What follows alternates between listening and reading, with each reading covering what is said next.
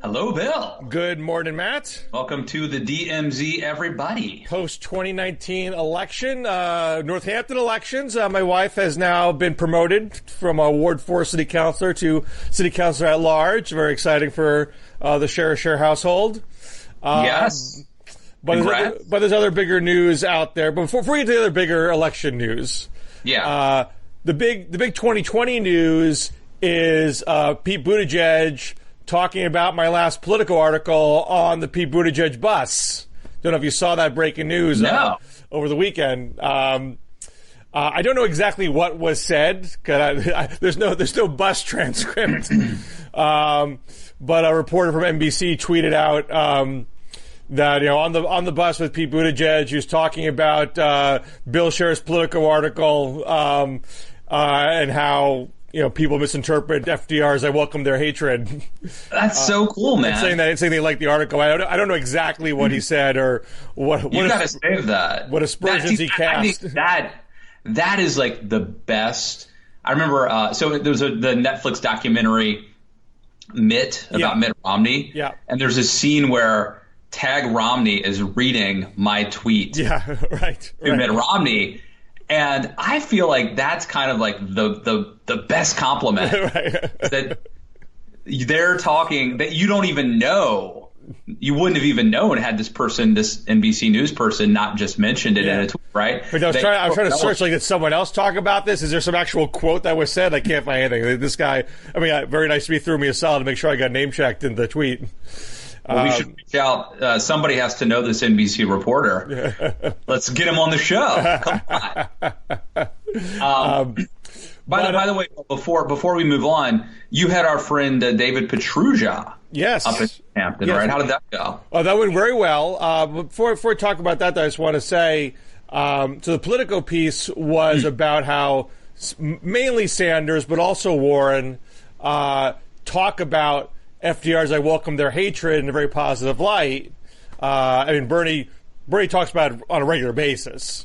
Warren's campaign mentioned the quote in an early fundraising email, and as Warren has actively cultivated the hatred of various Wall Street types, you see various commentators say she's sort of living the spirit of FDR's quote. But Bernie goes right out there and says, FDR said, I welcome their hatred. That's how change occurs. You should judge a presidential candidate by the enemies that they have. And what they both miss is FDR said that after most of the New Deal legislation had passed, not before. It wasn't how the bills got passed. This is this FDR after he's sort of dejected and cynical. So it's not the key to his success. This is so often the first term is divided into first New Deal and second New Deal. And First New Deal was a conscious effort to partner with big business and jointly work big business and big government together to pull the country out of depression. FDR rejects the push from the left to nationalize the banks and instead bails them out. FDR partners with the Chamber of Commerce to fashion a bill that would write codes for every industry, and those codes would set maximum hours and minimum wage and eliminate most child labor. But business wanted to suspend antitrust law so they could fix prices. And those antitrust laws were the prime achievement of the progressive era that preceded FDR. And so there are progressives saying, whoa, let's not roll back the achievements that we've made. And that was a fight to get that bill passed. And it was only as the New Deal progressed that business was being kind of ungrateful for all the work FDR was doing and started talking about creeping socialism. And FDR got angry that they weren't being more thankful for what he was doing. And so in the second New Deal, you see that relationship fray. Now, FDR also worked with some Wall Streeters on establishing the SEC. He agreed with the banks that they should get representation on the Federal Reserve Monetary Committee to set monetary policy. But then in the second term, he ignores their complaints about Social Security and unemployment insurance. And he also tries, and also National Labor Relations Board was done without their happiness, without business cooperation. Who was he specifically when he says we welcome their hatred? Who are they? Well, the preceding lines of that speech is, organized money is as dangerous as organized mob. They are united in their hatred for me. They're unanimous in their hatred for me, and I welcome their hatred. So, how broad a brush he's painting, who's to say? But he's not too tightly defined who he's talking about. There was the American Liberty League, which was a business-backed right-wing operation, kind of like a Tea Party at the time.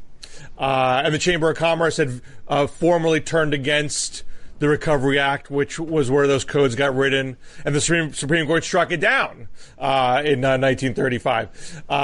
So you can say he had some successes once they grew apart, but also in that second New Deal, he was unable to pass stiff new taxes on the wealthy, though he tried. He passed a couple watered-down measures, one of which got fully repealed in a few years. And he tried to eliminate the electric utility holding companies, which were kind of this oligarchy atop the utility industry. That was a loss. But he shakes that off to give this speech. The I Welcome Their Hatred speech is the end of the 36 campaign. It's the final rally.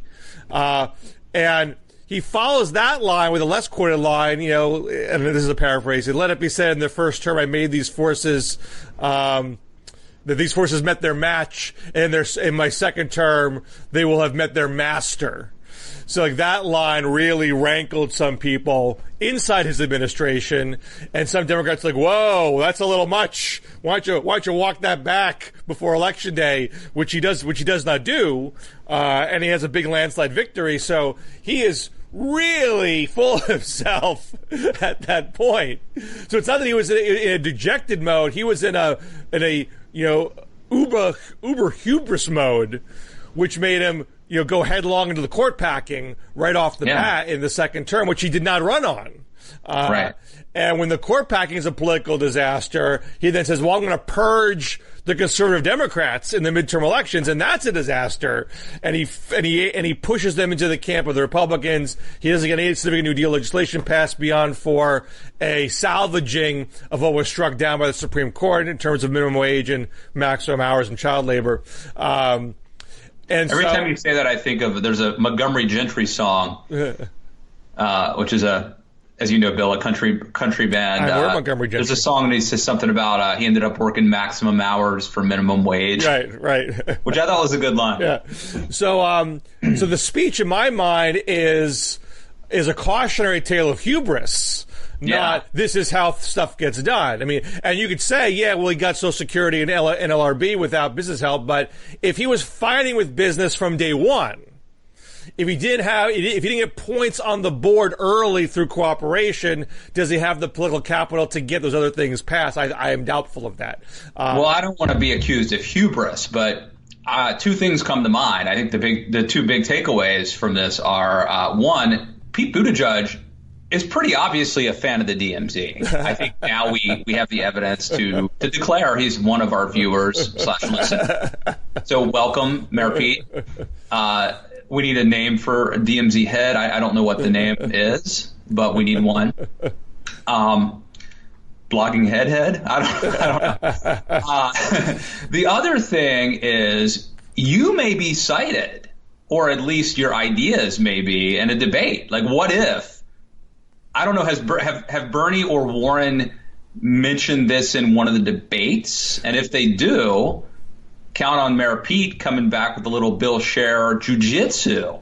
I did notice, so this weekend was the Iowa Liberty and Justice dinner, the former Jefferson Jackson dinner, the name Jefferson Jackson dinner is being, retired for state party dinners nationwide. Jesse Jackson. Andrew Jackson. No, I'm joking, Bill. And Bernie said I welcome their hatred in that speech, but then he qualified it afterwards and said nobody wants to be hated, not even me. And so I wonder if the article got in their head a little bit. Because I've never heard him say that before. But Buttigieg citing it is a signal to me that, I mean, he's really leaning into distinguishing himself from Bernie and Warren as essentially as an anti-populist in the sense of, I'm now looking at this through an us versus them lens. I'm looking at how do we bring us together lens. I hate to be an Eeyore here, but man, I wish Buttigieg had started with this. I mean, it's sort of a flip FDR. If Buttigieg had started with this, would he have gotten the time of day? I mean, I think Harris and Booker and maybe Gillibrand, them trying to run as Bernie clones did not work for them because I don't think it was true to their natures. And I don't think it's just true to Pete's nature. But Pete was, literal nobody. I mean, he would not have been considered a serious candidate unless he had that spark somehow. And he got that spark early with, I want to abolish electoral college, and Mike Pence is a hypocrite when it comes to religion. I know, but maybe he would have had a spark by virtue of the fact that he's an incredibly talented politician and orator, and authenticity really matters, as is evidenced by Donald Trump's election. Authenticity matters a great deal, and it's just the one thing that I have a hard time with Pete now on is I don't know really which one of those. I mean, I assume that he's flipped to his natural state, but it's an asterisk if on his record. Yeah, but my sense is, looking at his past record today, I think he's being more of himself now than he was, and he was checking off these boxes like we abolish electoral college. Obviously, the president can't do that. That's a straight up, crowd pleaser. Here's the deal, though. If it comes out, and these things always come out, that he's a fan of the DMZ, I'm willing to overlook it, and I could switch as I've endorsed a Republican and a Democrat. Justin Amash being the Republican. He's no longer a Republican. Not my fault. He was when I endorsed him. And Tulsi, did I endorse Tulsi? Maybe you're breaking news. Andrew Yang. Sorry. It's like a Rick Perry endorsement. I endorsed the second person. Who was that one again? I'm willing to switch my official DMZ endorsement from Andrew Yang to Pete Buttigieg if we can get some proof that he's a blogging head.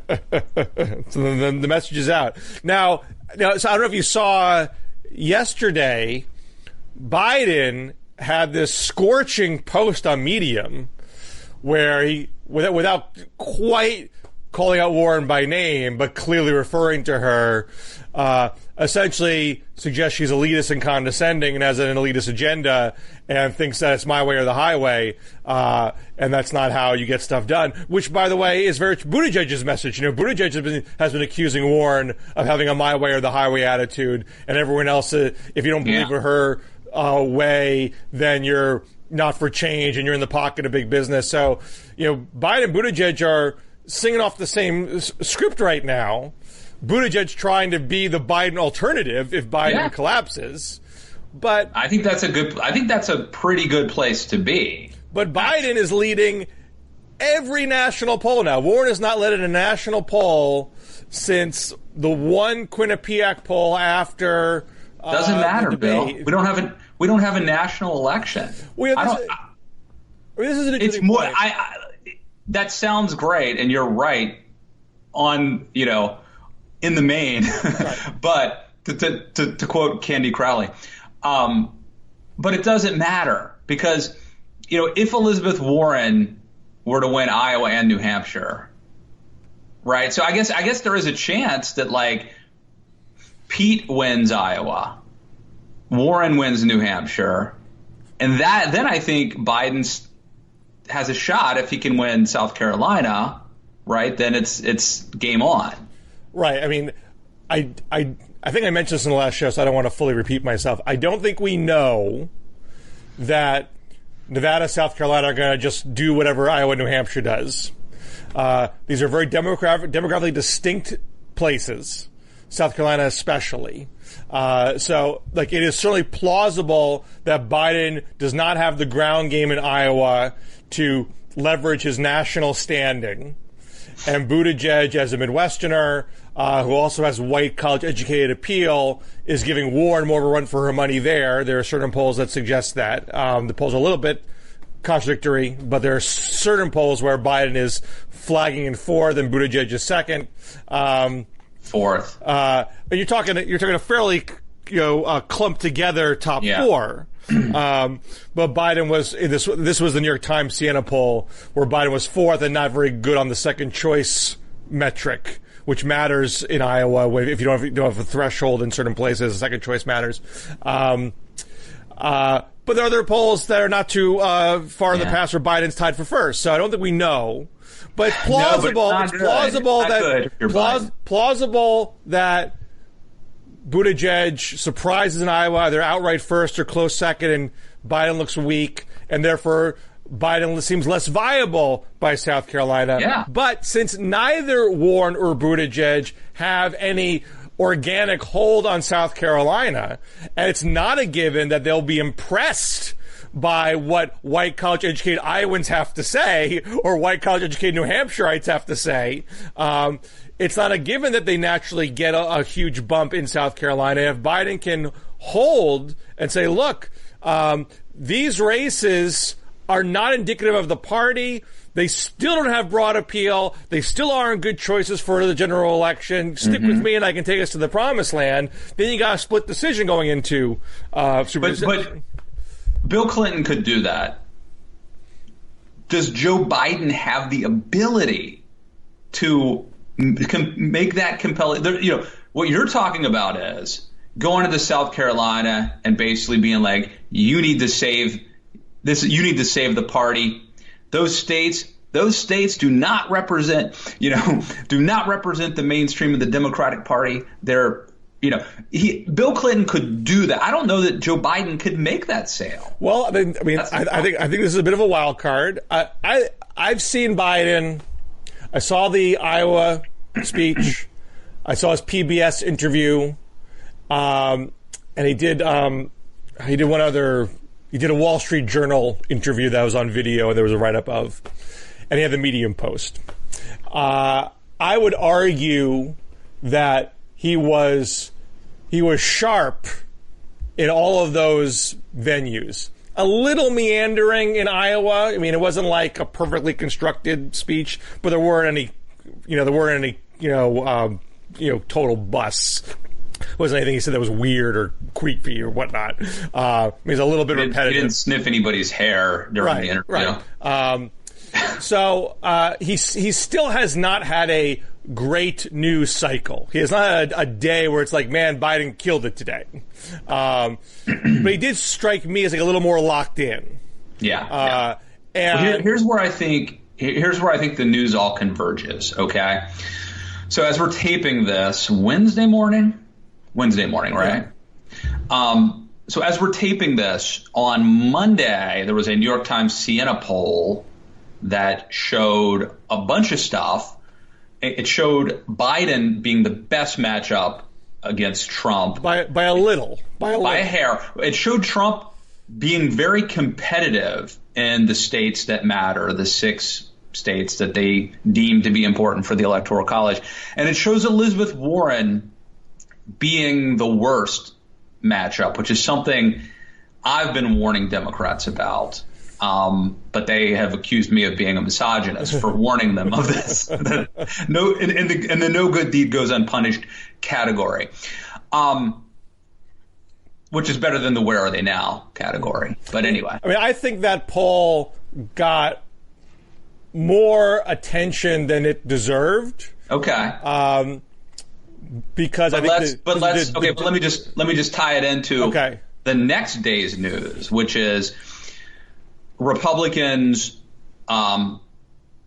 lose. They get swept out in Virginia in the state legislature, and in Kentucky, Matt Bevin, the Republican governor, loses to a guy named Steve Beshear. Andy. Steve's his father. I'm sorry. The younger Beshear. Yeah. I get my Beshears confused. It wasn't that long ago.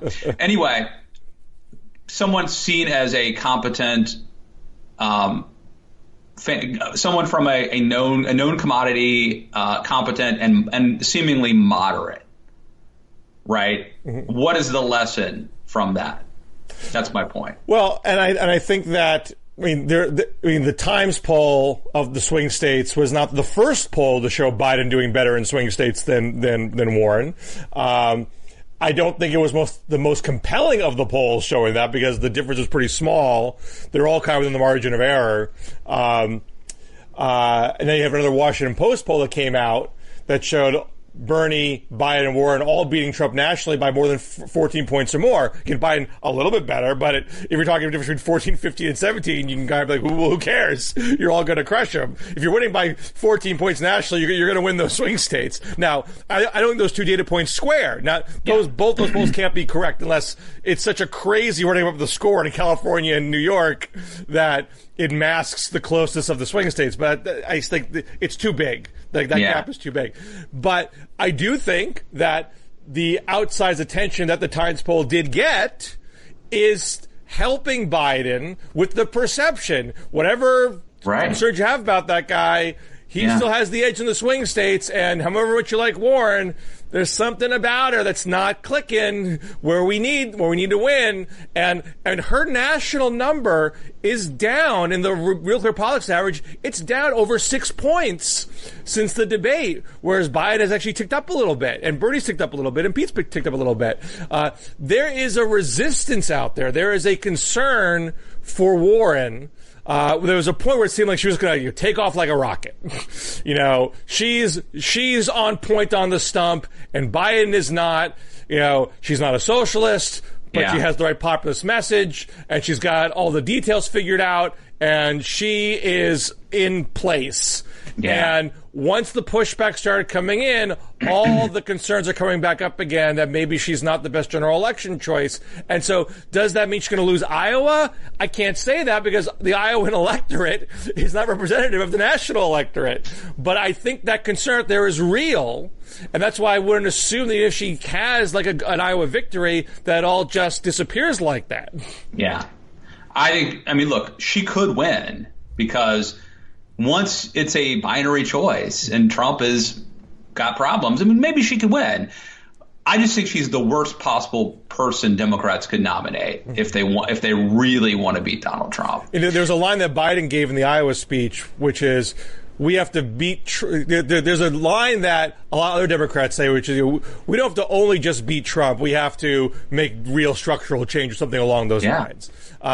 Biden says we don't only have to beat Trump, we have to beat him soundly. I agree. For two reasons. Number one, there could be a hidden Trump vote out there. Right. He could be underperforming in polls.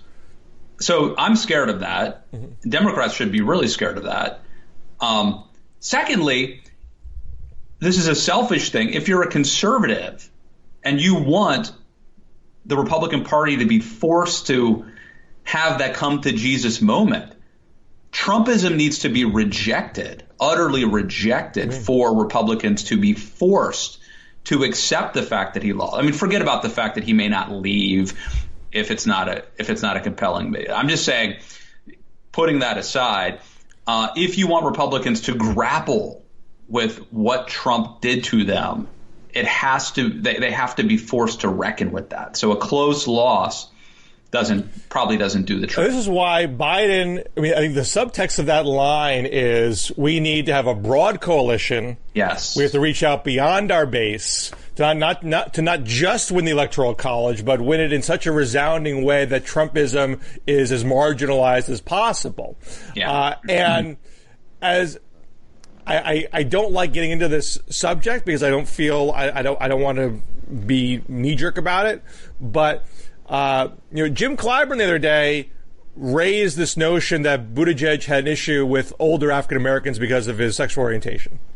Kamala Harris then came out and said, don't go saying that, only black people have a problem with gays because you're essentially being racist if you do that. And I don't want to paint a broad brush there myself.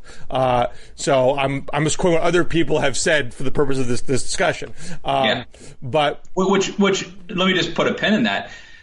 because I want to come back to that, but this shows you how insane Beto O'Rourke's strategy was. I mean, Beto O'Rourke was poised to be the young, likable, moderate-ish candidate. There was room in this race. There was room for a young, charismatic, good-looking, moderate-seeming. I mean, look, the Overton windows pushed everything to the left, so I say seeming, but there was room for a young, likable moderate. And Beto O'Rourke's like, why would I want to do that? Let me go to the left of Marx. The tough thing with Beto, well, let me just circle back for Pete for a second. I'll get to Beto. Because I think Pete is saying a lot of the Biden type, build a broad coalition, reach out to Trump voters, don't be alienating and overly angry type stuff. And quite frankly, I'm not convinced that being gay would stop him from winning, just as being African American didn't stop Obama from winning, or or Hillary from winning the popular vote. So I'm not taking it that far. But now that Clyburn has injected the question into the mix, it makes you stop to think, well, how broad can the victory be? I mean, he now has to, because it's now been made part of public discussion. Yeah. Clyburn creates a permission structure for us to have this conversation. He now has to answer publicly, well, how are you going to build this broad coalition when there are people out there that don't accept your sexual orientation? And I think there's another level to this, which is you can say, look, I don't have a problem with this, but what's Donald Trump going to do if Pete's the nominee? Right. How's Trump? Trump will find a way to make this an issue and exploit this, and so I'm okay with it. But for the sake of winning the election, we just can't nominate him, right? Right. So to go back to Beto, I mean, Beto is I think an interesting case study in that I do think his natural inclination is to be kind of moderate. I mean, he did that whole cross-country trip with Will Hurd to show, Democrats and Republicans can be friends. That's when I kind of liked him. Right. But he became a rock star in the Senate race. Yeah. Partly because he had the perfect foil in Ted Cruz. Yeah. And probably because he came out strongly in defense of Colin Kaepernick and taking a knee to protest discrimination against African Americans. And people on the left were enthralled. They did that in such an unflinching and eager and eloquent way. And when Beto started in the presidential race to kind of veer more towards his moderate self, and he wasn't as exciting being that candidate. No, but and so he got more passion. We talked about banning AR-15s and having mandatory gun buybacks and saying the F word when gun violence occurs. Bill, here's the thing, man. Here's the thing. First of all, I wrote this whole book a few years ago, Too Dumb to Fail, about these perverse incentives on the right. Beto was a victim of the perverse incentive, right? It's the sugar high, give me attention, but you're actually doing things that in the long term hurt you and hurt your movement and your party. He has actually done damage, potentially, to Democrats in a general election, even though he won't be there. Well, I think because he's been knocked out of the race so early, I don't think anyone a year from now is going to say, well, Beto said they're going to take your guns away, so you know that Joe Biden's going to. I mean, it's a bigger stretch. But here's the other thing. Moderate doesn't mean apathetic and wimpy. And I think that was the problem. Beto, it wasn't that he was advocating centrist positions. It was that he did it in a very tepid, boring way. Mm-hmm. But look, there's two ways to get attention in this era, right? You can either be really charismatic and like provocative, or if you don't have that ability, you can advocate extreme positions. Because it's not exciting to be like a centrist. It's exciting to be a radical,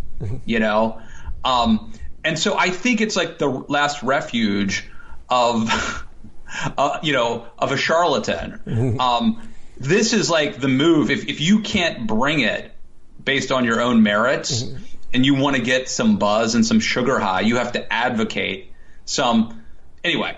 But I think what's interesting about Beto is, like with Kamala and Booker and Gillibrand and Buttigieg, when they weren't being their authentic selves, it kind of showed, and it made it harder for them to take off. With Beto, I feel like both sides of that coin are authentic. Like, he comes across very well when he's being,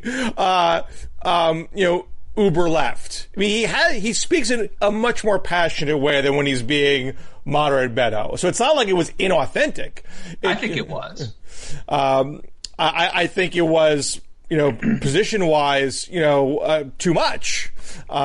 And I thought he also just, biffed it out of the gate. Yeah. People had a false sense of how good a candidate he was based on the Texas results, which I argued in several forums was more a testament of demographic changes in Texas than him himself, especially in contrast with Kirsten Sinema, who ran a totally different kind of race and benefited from similar demographic changes in Arizona. And but just look at Pete Buttigieg. Buttigieg's success. I mean, there was a niche for a guy or gal who was young and charismatic and centrist. And Buttigieg completely, the mayor of, Fort something, Indiana, completely outmaneuvers Beto and takes that role. Beto could have had that spot. Instead of centrist, I'd say unifying. And if Clyburn's worried about the gay issue, Beto doesn't have that one, potential asterisk on his record. But I would say young, charismatic, and unifying as opposed to centrist. Yes, I agree. Unifying. There is a craving out there of someone who can bring us together and an Obama, right? And Beto did the opposite of that. The opposite. Yeah. And this is why I think Biden's still in there. I mean, Biden talks in a unifying way. Yes, you're onto something. Yeah, and he's in the front. He's from the get-go. I mean, that's been his message from day one. I think he has become more of an aggressive moderate over the span as he's been kind of pushed to the wall. I mean, to go after Warren as elitist and condescending is definitely a variation on a theme. But he's always put himself out there as like, I'm a guy who can bring us together. And there is data to back it up. I mean, I think there is legit concern that if he can't perform consistently, that he can't be a unifier. So I'm not saying that he has any stretch, locked up. I think he has to perform. Yeah. But the notion that the majority of the Democratic Party wanted a polarizer, I don't think has been backed up so far. Man, again, Warren could still win. Bernie could still win. Well, if you're looking for an Obama, a unifier, it's Buttigieg. He's the one who taps into that best. I mean, except for gay issue aside, which I don't want to harp on, he's still, 38 years old. He's still just the mayor of up in Indiana. Yeah. He doesn't have a long record of accomplishment, and he doesn't have a very well fleshed out agenda. I mean, I think you can have an overly fleshed out agenda like Warren's that creates a lot of targets of opportunity, but you can also go too light and too thin, especially when you're kind of a thin resume candidate in the first place, and that can be a problem too. So I think Buttigieg has other issues here, although he has, I think, natural talent. I said Fort Bend or something, didn't I? It's South Bend. South Bend. That shows you. That proves the point, Bill. Now, back to 2019, how big a deal is it for Republicans that Matt Bevin couldn't hold the governor's seat in Kentucky? I think it matters. Now, look, there are a lot of asterisks. The caveats are Bevin is a complete jerk. He had picked fights that a generic Republican may not necessarily pick.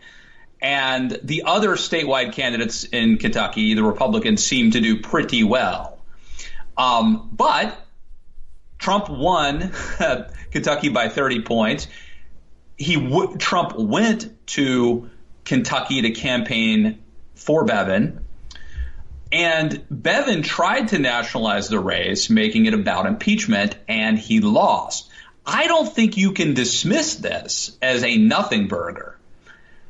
I think the key is actually not to try to extrapolate too much, but as I said, Scher was a good candidate. That should be a lesson that Democrats may want to take from this. But the other thing is, look at the map, and this is true in Virginia as well. Those suburban areas. Trump is toxic in the suburban areas with college-educated voters and suburban soccer moms. So should we say that this means Trump is going to lose? No. But I don't think it's nothing. I think this is a canary in the coal mine. What do you think it means that Scher is now the second Democrat to win a statewide race since Trump was elected in a deep red area who is pro-choice? I don't think – here's what I think it means. I think it means that other issues have transcended the abortion debate. So for me, as I've mentioned on this show before, I am pro-life, and I see that as a very serious issue. But it – in terms of rank ordering, I would say the survival of the of democracy, of the republic, maybe comes first, because we can't really guarantee our rights unless we kind of keep this country together.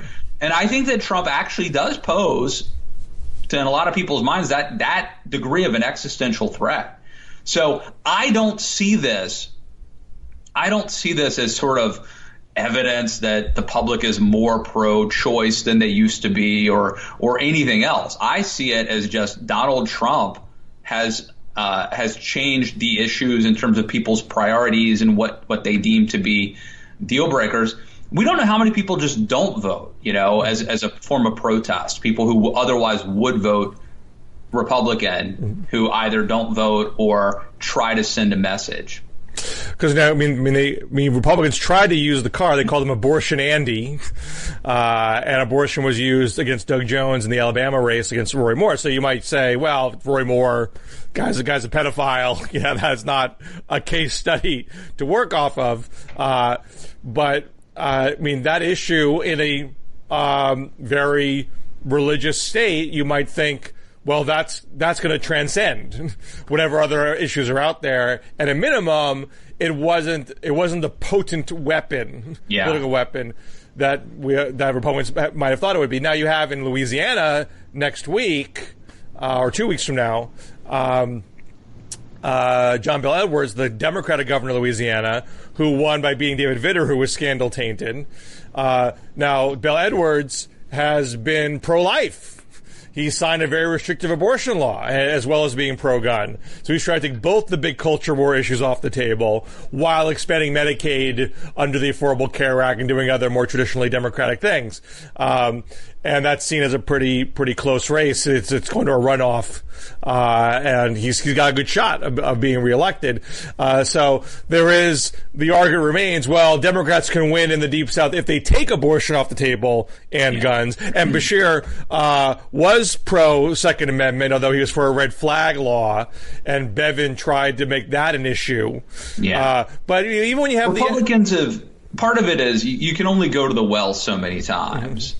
Republicans have run for decades on some of these issues that were once culture war issues. I don't think they resonate as much as they used to, but I think more importantly, it's the temperament of the candidate.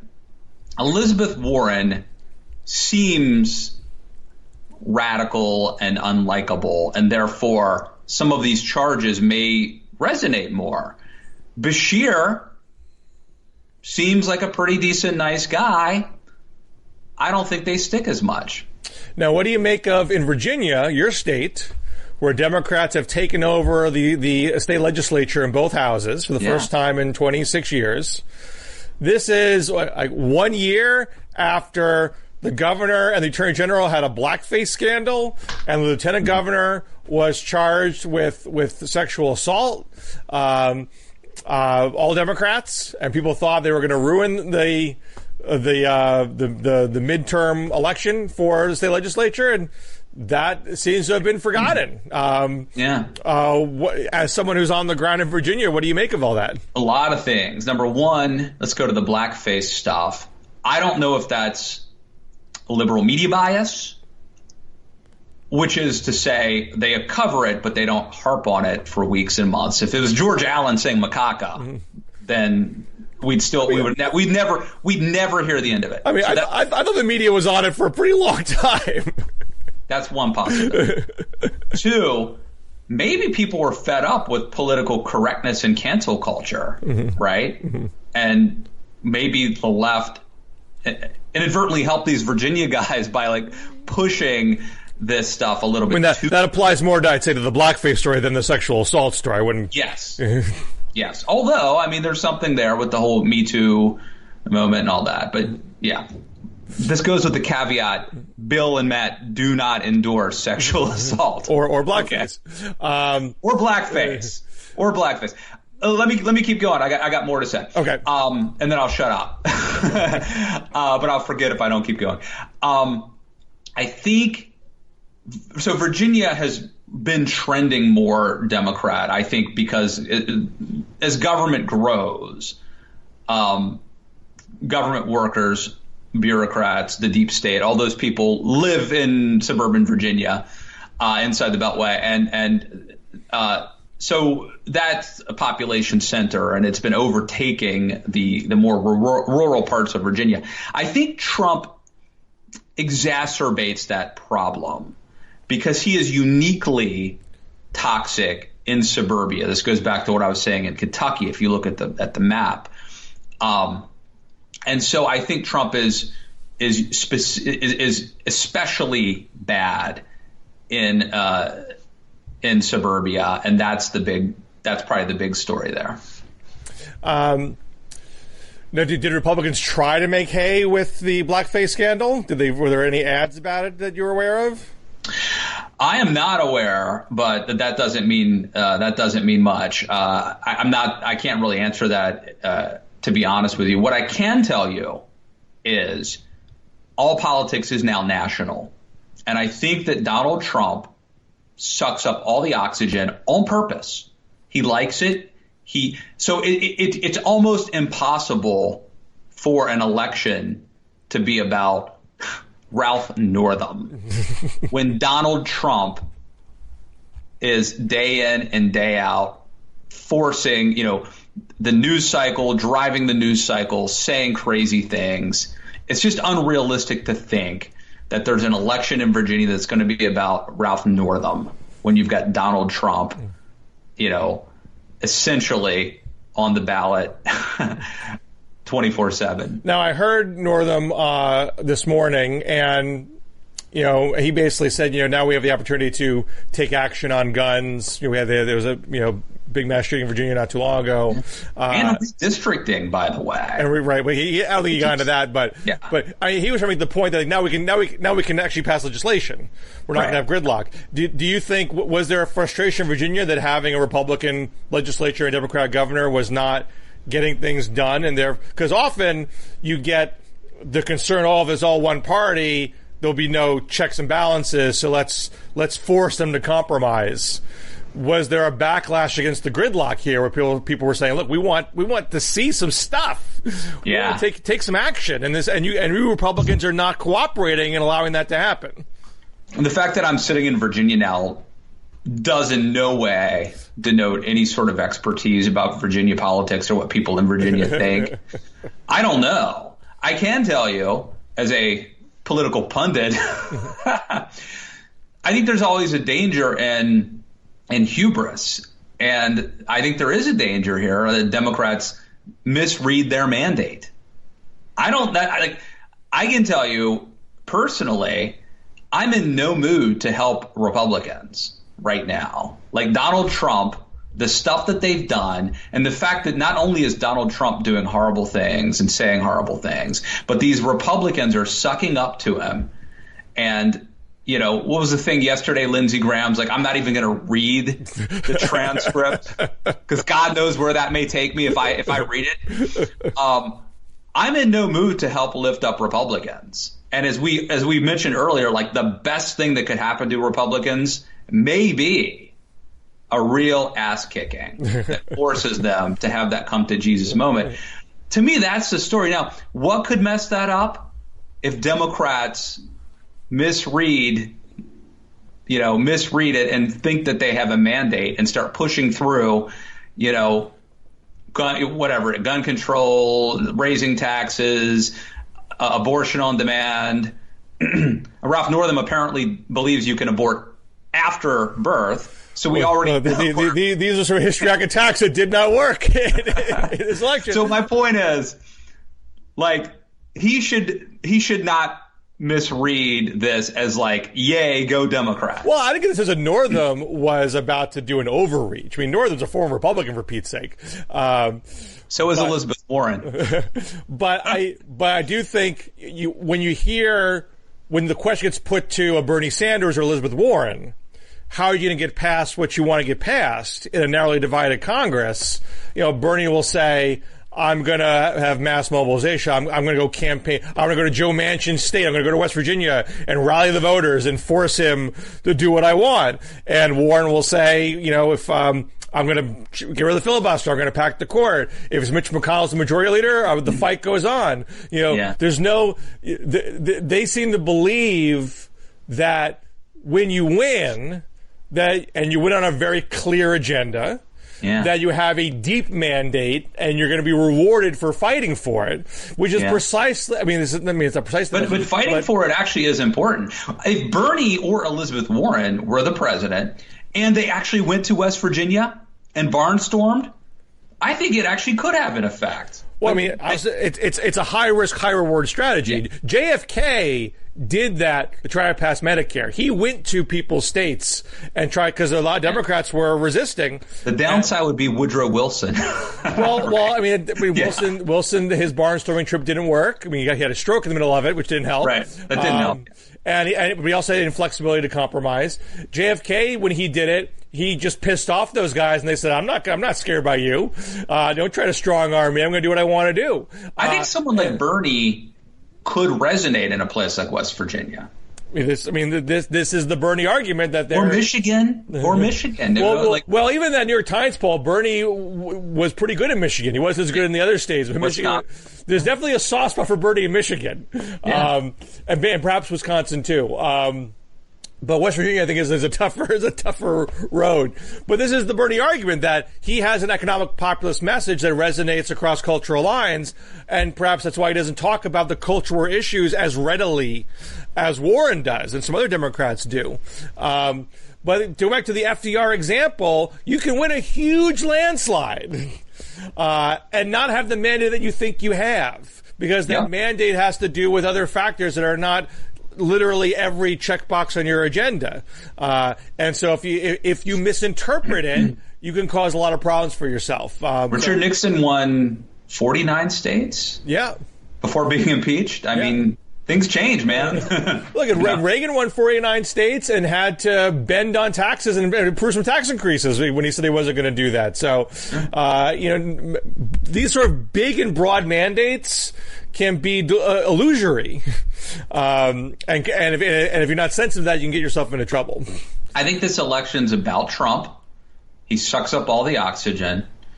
Don't be crazy. Don't nominate someone who's radical or insane. This is where I think the problem with Biden. If the Democrats had someone who was young, experienced, credible, competent, centrist, but not a wimp about it. Mm-hmm. I mean, they would need if they had a really good candidate, like an Obama-esque candidate, then I think it would be I don't want to say a fait accompli, but they don't really have that, and they may nominate Elizabeth Warren, and who knows? It's all bets are off then. Anything else you got to plug? Well, I've pissed off everybody in this episode, so let me just plug.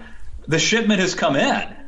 We have on hand the humans proud to be human scum T-shirts ready to go out for supporters of the Matt Lewis in the News podcast.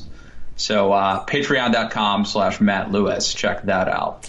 And as you mentioned earlier, this past Saturday we had a wonderful talk from David Pruszcza, the great historian, at the Calvin Coolidge Presidential Library and Museum for our Standing Committee's annual meeting. He talked about the 1920 campaign and his book, 1920, The Year of the Six Presidents, which, if you have not read, is a delightful read. If you don't know anything about that campaign, you might think, why 1920? Yeah, it's great. But it is just chock full of wild stories that many of which, if you're not familiar with you. Well, like the Harding stuff, a lot of people don't know about. I mean, just like all the affairs that guy had. Well, there's the Harding affairs. There was racial tensions. Women's suffrage. The FDR's scandal, the Navy with gay soldiers. You got we talked about Woodrow Wilson barnstorming. And the terrorist attacks, the bombings, the anarchist bombings. Which happened next door to FDR's house, right? Right. I mean, there's so much stuff in that campaign that feels relevant today. And David Pruszcza, I feel like at the drop of a hat, could talk for an hour about any one of those things. Yeah, but he gave a great talk. We touched on a lot of stuff without getting too deep in the weeds and losing the plot. And he's just a great storyteller. And the people who came, were really, really impressed. And there were people that came from far New York City. People came from the other side of Massachusetts to see Pruszcza. So that's great. Bring him to your town. Yeah. He's a friend of the show, friend of the DMZ. So awesome. Check it out. The book's called 1920. We've plugged it before. It's really good. All right. I will not be here next week, Matt. I'm going on vacay. I would. I'm not. I just don't feel that it's appropriate to bring in so nobody can replace Bill Scher even for a week. So we'll take a week off. All right. And we'll be back, tanned and rested in 2 weeks. All righty. All right. Take care.